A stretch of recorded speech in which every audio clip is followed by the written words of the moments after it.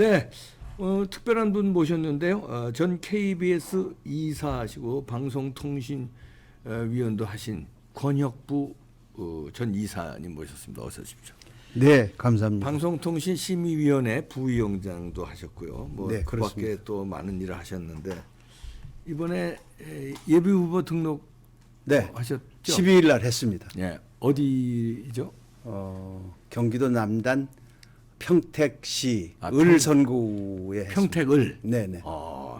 평택을이면 거기 굉장히 그 부지가 넓지 않습니까? 평택을은 어디죠? 미팔군이 그렇죠. 주둔하고 험프리. 있는 험프리 예. 그 팽성 읍 하나하고 예. 평택 도심 구도심 한 3개 동이 이제 을이 돼 있는데요. 예. 인구가 58만을 넘어서 예. 헌법 불합치어서 한 개 구가 8개월 전에 이미 분구가 돼 있어야 되는데 예. 선관위하고 국회가 늑장을 부려서 예. 아직도 결론이 나지 않아서 네. 예비 후보들이 이 깜깜이 선거 운동을 하고 있어요. 그러게요. 예. 예. 그런 거 좀 이제 뭐 이렇게 개선이 돼야 돼요. 그런 거 뭐 이제 많이들 이제 주장을 하시는데 우선 방송 KBS에 계셨으니까 네. 그다음에 방송심의위원회 부위원장 하시고 그러니까 방송의 정상화 되려면 방통위가 정상화해야 되잖아요. 그렇습니다. 근데 이제 방통위원장 바뀌어서 방송 정상화 조금 돼가는 것도 같고 어떻게 보십니까? 저는 굉장히 비관적으로 보고 있습니다. 비관적입니까? 예. 왜냐하면 방통위원이 5명이지 않습니까? 네. 지금 대통령 임명 몫이 이제 2명이고 네. 야당 몫이 2명이고 여당 몫이 하나입니다. 네.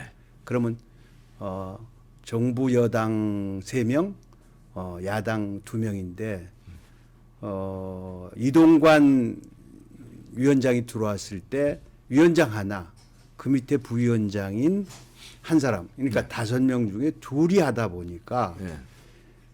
거기서 의결되는 게 과연 민주적이냐, 막 이런 게 유권 해석상은 가능하도록 돼 있어요. 네. 근데 상식적으로 생각해 보면 조금 문제가 있지 않나 하는 막 그런 문제 제기도 가능한데 이제 그걸 가지고 탄핵의 이유로 삼아서 의결한 게 다 무효다, 네.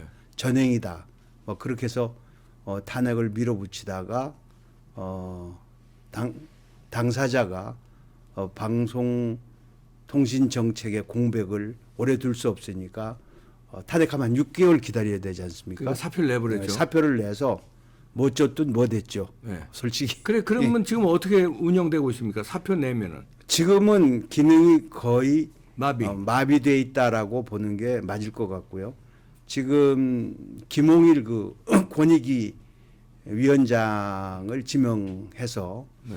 27일로 제가 알고 있는데 인사청문회가 계획이 돼 있어요. 네. 그러면 금년 안에 2명 체제도 출범하기 어렵다. 뭐 그런 점에서 뭐 저는 야당도 국민을 생각하고 여당도 그런 점에서 방송의 정상화가 되도록 지금 쌓여 있는 게 그 전파 제어가 때문에 그걸 안 하면 무허가 방송국이 생겨나는 그런 위기에 있습니다. 네. 그래서 가급적 합의해서 5명의 정원을 채워서 네. 가야 할 텐데 야당이 이걸 이제 선거 전까지 막아보려는 게 야당의 전략이 아닌가. 네. 막 그런 점에서 정상화의 길이. 그러면 이제 여당이나 저 윤석열 정부는 이거 빨리 정상화 시키려면 어떻게 해야 되겠습니까? 지금 상황에서. 그러니까 우선 이제 그 위원장은 인사청문회를 요청했으니까 네. 그 임명을 하면서 나머지 3명에 대한 임명을 해야 되는데 이거는 국회의장 몫이 하나가 있고 야당 몫이 하나 있고 여당 몫이 하나 있는데 그건 합의를 전제로 하고 있어요. 네.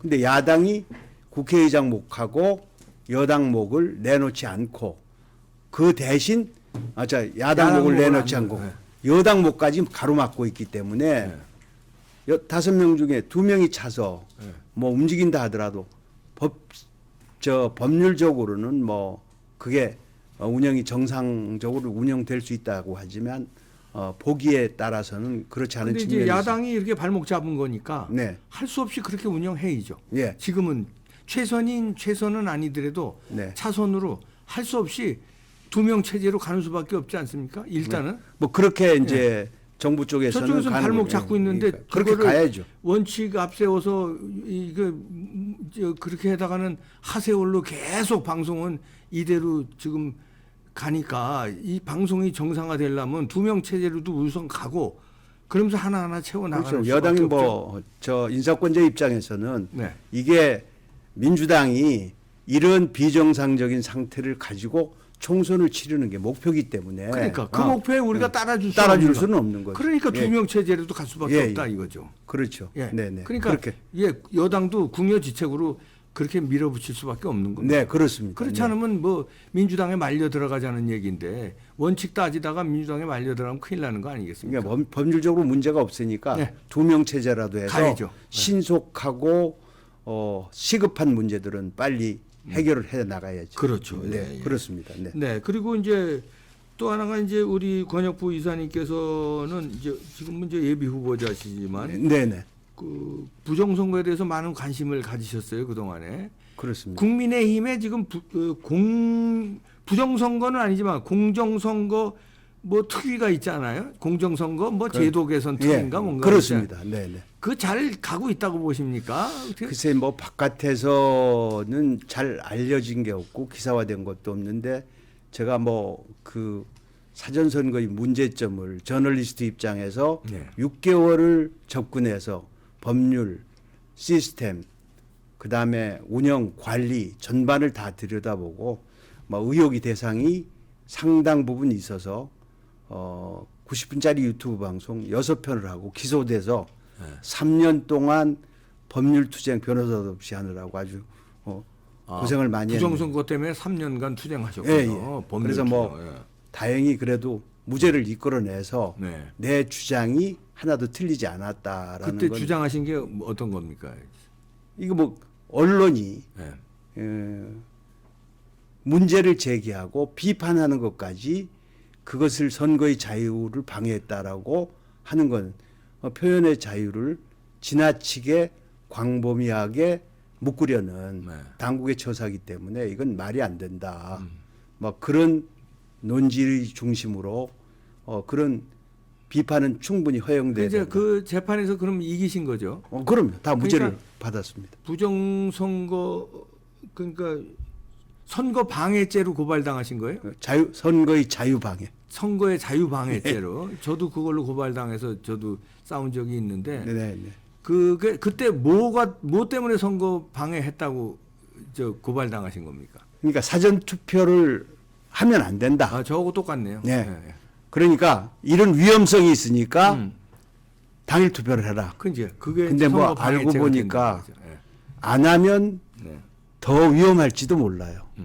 그렇죠. 네. 그것 때문에 이제 선거 방해죄로 선관위 조사받고 경찰 조사받고 검찰 조사받고 재판에 넘겨지고. 그렇죠. 예, 네. 저하고 똑같은 케이스입니다. 그죠. 이 박사는 저도 무죄가 됐고. 예. 그래. 결국. 그래서 그나마 문재인 치하에 예. 그래도 살아있는 사법의 양심이 있구나. 네. 아마 그런 걸 갖고 있었는데 이제 군데 그런 사법에 대한 신뢰가 무너진 것들이 있어서 뭐 지금 어떻게 보면 사법부의 불신이 상당 부분 고조돼 있는 데서 이제 대법원장이 새로 오셨으니까 새로운 질서가 잡히지 않을까 그런 기대를 합니다. 근데 국힘당의 그 공정선거 제도 개선 특위 그거는요. 이거 어떻게 잘 가고 있나요? 영천 청도 출신 이만희 의원이 사무총장이 되기 직전에 네.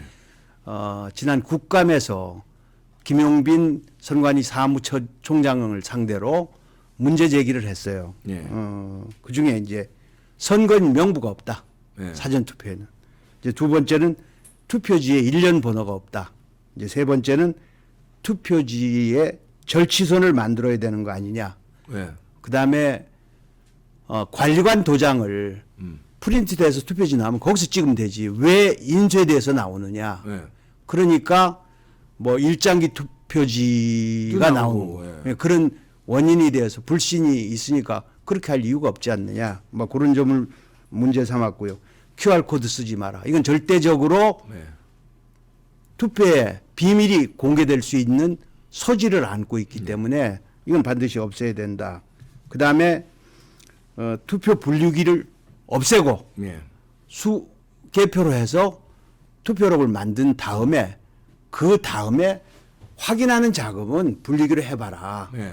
그러니까 그때는 이미 개표록을 만들어서 선관위원들 의결을 거쳐서 그때그때 발표를 하니까 그건 네. 발표된 뒤에 한번 해봐라. 예. 뭐 이런 거를 이제 제기했고요. 네. 뭐 이게 이제 여기에다 덧붙여서 저는 그 이만희 의원실에 요구를 한 게 당일날 까라. 까든가 까지 못하면 적어도 공정성과 신뢰성이 있는 공동 감시단을 만들어서 투표함을 나를 때부터 개표장으로 올 때까지 선관위 창고를 공동으로 감시해라. 그러면 뭐 그걸 믿고 투표에 대한 부정이나 뭐 이런 거에 대한 불신은 사라질 수 있다. 이런 걸 요구했는데 지금 이만희 의원실에 요구한 겁니까? 아니면 공정선거 제도 개선 특위에 요구를 한 겁니까? 그러니까 이만희 의원실을 통해서 야 거기 위원이니까 이만희 의원 이만희 의원이요. 예. 그 근데- 위원장도 있는데 예. 그 뭐 먼저 문제 제기를 하고 그랬으면 선거 제도에 뭐가 문제인지 사전 선거에 관한 하는 많이 스타디가 되어 있는 것 같고 보좌진도 잘 갖춰진 것 같아서 뭐 글로 보내봤는데 피드백은 없습니다 지금. 그래서 이제 저희가 이만희 의원이 사무총장이 됐을 적에 네네. 사실 이런 거 기대를 많이 했거든요. 네. 왜냐하면 이만희 의원이 부정선거에 대해서 알아요. 네. 이만희 의원하고 민경욱 대표하고 또 친구 관계입니다. 아 그럴 그래서 거예요. 예. 민경욱 대표가 네. 이만희 의원한테 굉장히 많은 정보를 줬어요. 부정선거에 관한 거. 그 공부를 많이 한 거 같아요. 공부를 많이 했어요. 네 그렇습니다. 그래서 이만희 의원은 부정선거에 대해서 너무나 잘 아는데 그래서 이분이 사무총장 된다길래 우리가 희망을 가졌어요. 야, 그러면 사무총장 되면 뭔가 제대로 부정선거에 대해서 특위도 만들고 제대로 된 제도 개선에 노력을 할 것이다 했는데 지금까지 뭐 나온 게 없습니다. 그래서 뭐 저도 어제 예. 답답해서 전화를 걸어서 이만희 의원한테 그 이만희 의원은 이제 회의 때문에 전화가 안 되고 누구한테? 보좌진을 통해서 제가 네. 얘기를 해봤는데 지금 선관위 쪽하고 물 밑에서 문제점을 들여다보고 개선하는 작업이 계속되고 있는데 뭐 그 결과를 말씀드릴 수는 없다. 뭐 이런 얘기를 하는 거로 봐서 뭔가 작업은 이루어지고 있는데 네. 그 이렇게 발표할 시점은 아니고 뭔가 비밀리에 뭔가 작업이 이루어지고 있다 이렇게. 예. 근데 이제 뭐 저희 입장에서는 예. 그건 하루하루 뭘 가지고 어떻게 논의하고 어떤 방향으로 가는지 그건 국민의 알 권리에 해당하기 때문에 그때 브리핑을 하는 게 맞다. 근데 그 이후에 브리핑한 게 하나도 없거든요.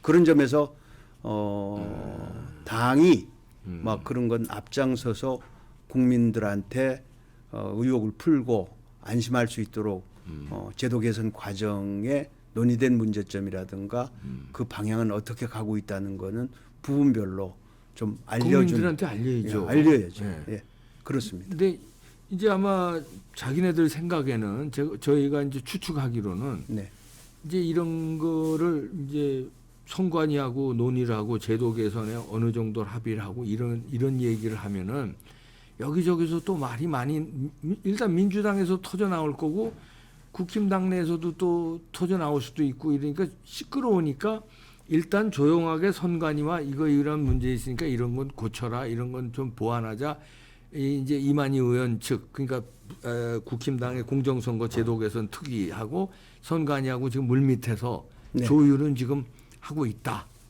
그러나 그 내용 뭘 조율하는지는 아직은 알릴 단계는 아니다. 이렇게 이제 해석이 되네요. 그렇지만 네. 이제 뭐 우리 입장에서는 워낙 그 불신이 깊으니까 네. 뭐 저 같은 경우는 이제 뭐 선거에 직접 나가는 당사자의 지위에 있으니까 그렇죠. 막 이런 것들이 투명하게 어떻게 바뀌어 가는지 개선이 되는지 의혹을 받지 않도록 해야 안심하고 뭐 득표할 때만 그렇죠. 전협할 텐데 네. 하여튼 그런 점에서 당이 좀 적극적으로 추진하셔서 막 그런 걸 국민들한테 그때그때 알려주시고 그렇죠. 예, 뭐 그렇게 해주셨으면 좋을 것 같습니다. 아 그러네요. 네네. 우리 저 권역부 예비 후보자 같은 분들이 좀 많아서 예비 후보자 단계에서 네. 부정선거에 대한 문제점을 이 말하자면 어필하고 네. 우리가 이런 불투명하고 불안한 시스템에서 선거에 우리가 어떻게 입후보할 수 있느냐. 우리가 당당하게 내 표가 카운트되게끔 제도 개선이 우선이다. 이거를 하자고 당당하게 요구를 하는 게 한 명, 두 명이 아니라 몇십 명, 몇백 명이 하면은 이게 굉장한 파괴력이 있겠네요. 그렇죠.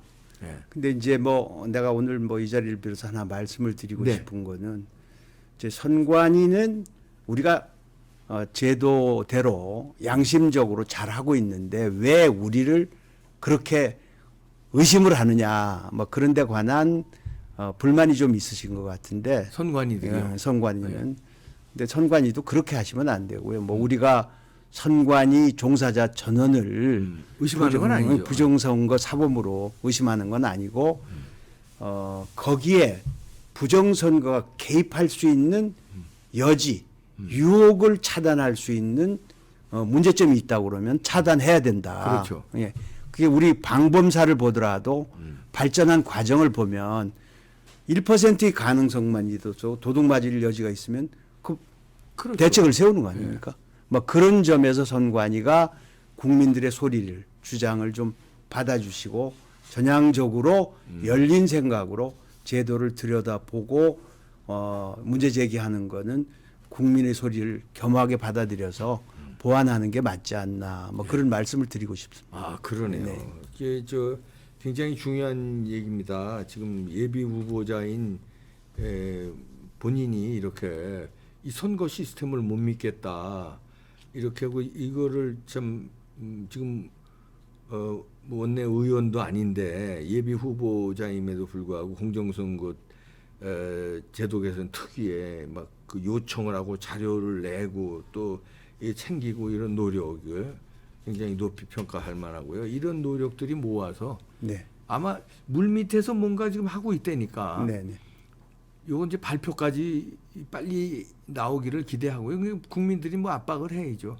뭐 노력을 하고 있다니까. 이봉규 TV가 네. 그렇게 당에 좀 압박을 아니 가해주시죠. 저는 뭐 매일 네네. 저는 거의 매일 이 부정선거에 대해서 방송합니다. 근데 들은 책도 안 해요. 근데 이제 뭐 내가 뭐 부언하는 꼴이 될는지는 모르지만 저는 정치부 오라는 거 안 갔습니다. 국장이 데려가려는 것도 거부하고 기자는 발로 뛰는 사건이 내게는 체질에 맞는다. 네. 그래서 뭐 거의 평생을 출퇴근 시간이 없는 생활을 했다고 해도 과언이 아닐 정도인데 이제 사건 기자의 특성은 무에서 유를 만들어내는데 가정을 세워서 여기 도둑이 들 여지가 있다. 그러면 어디서 도둑을 맞을 수 있는지를 파헤치는 데는 굉장한 능력이 쌓여 있고 노하우가 서 있는 사람들이거든요. 뭐 그런 제 위치에서 선거제도 자체가 말썽이 많으니까 들여다보고 놀랬어요. 그래서 그 재판 과정에 재판부와 그 배심원을 설득할 때 제가 고심 끝에 이런 이야기를 했습니다. 예. 한국은행 금고는 국고를 책임지는 은행인데 그렇죠. 그 한국은행 국고의 그 금고는 원폭에도 견딜 수 있는 다중의 방어와 방어 장치가 돼 있다. 근데 그거 뚫리고 도둑맞아도 대한민국 국채와 국민 생활 경제에는 영향을 미치는 게 거의 없다. 근데 이제 우리 투표함이 그렇게 뚫릴 경우에는 권력이 뚫리니까 체제의 변경, 인권과 자유가 어떻게 될지 이런 데 대한 심각한 위험에 노출될 가능성이 있기 때문에 그렇죠. 막 그런 거를 주장한 거를 죄로 다스리는 건 좀 심하지 않느냐. 그래서 나는 무죄라고 양심적으로 생각하는데 재판에 좀 숙고를 해주시면 좋겠다. 뭐 그게 배심원들을 설득하는데 상당히 그건 이제 부정선거 재판에서 예, 그렇습니다. 그렇게 말씀하시는 거고요. 예, 그래서 그 한국은행 금고와 투표함의 차이를 막 그런 방식으로 설명한 게 설득하는데 중요한 역할을 하지 않았나. 중요한 비유를 하셨네요. 네, 예. 아주 적절한 비유를 하셨는데 실제로 우리은행에서요 직원 한 명이 400 몇십억인가 600 몇십억을 빼간 직원이 있었어요. 예, 근데 있었습니다. 예. 6년간이나 몰랐어요. 예, 예. 우리은행에 전부 다가 도둑놈이라는 거 아니고 예.